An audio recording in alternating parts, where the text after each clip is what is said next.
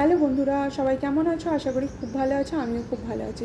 সকাল সকাল দুধটা এসেই গেছে। দুধটাকে জাল দিয়ে আমি গেলাম পাশের ঘরে। পাশের ঘরে দেখলাম অনেক জামা কাপড় পরে আছে আর মিষ্টি ম্যাডাম এখন ঘুমোচ্ছে। তাই এই সুযোগ আর হাতছাড়া করলাম না। সঙ্গে সঙ্গে জামা কাপড় সমস্ত পাট করে গুছিয়ে রাখলাম।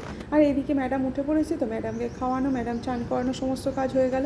আর এদিকে ভাবছি যে টাইমটা দেখলাম, তখন দেখছি 12টা 20 হয়ে গেছে।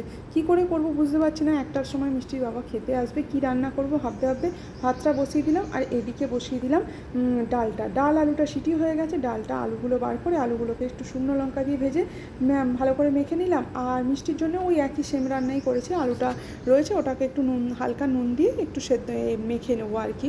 আর এদিকে ডালটাতে আমি শুকনো লঙ্কা ফোড়ন দিলাম না, লঙ্কা ফোড়নও দিলাম না, কারণ ওরা মিষ্টি খাবে। শুধু কালো জিরে দিয়ে ডালটা সাঁতলে নিলাম। আর ওদিকে তো ভাতটা হয়েই গেছে, আর মাছটা তো আমি বার করেই রেখেছি। ভাবলাম এই রান্নাগুলো আমি চটপট করেও নিতে পারবো, মানে খুব ফাস্ট হয়ে যাবে একটার মধ্যে। যা হোক, আমি যদি এখন কোনো সবজি করতে যাই আমি করে উঠতে পারবো না। আর একদিন না একটু হালকা খাবার খেতে ভালোও লাগে। যাই হোক, এদিকে সমস্ত কাজ হয়ে গেছে, দেখতেই পাচ্ছ সমস্ত গুছিয়ে রেখে দিয়েছি। আর মাছটা বসিয়ে দিলাম, আর মাছের মশলাগুলো কেটে নিচ্ছি। পেঁয়াজ, টমেটো, লঙ্কা যেটা দেয় আর কি, সমস্ত কেটে কুটে কড়াতে দিয়ে দেবো। আর দেখতে পাচ্ছ ভদ্র যতই পরিষ্কার করি না, আমার মেয়ে এখন পেঁয়াজ ছাড়াতে শিখেছে।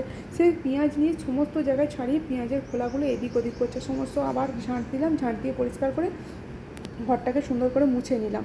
মুছে নিয়ে এদিকে মাছটা দেখলাম হয়েই গেছে। তারপর মিষ্টির বাবাও চলে এসে খাবার বেড়েও ফেললাম।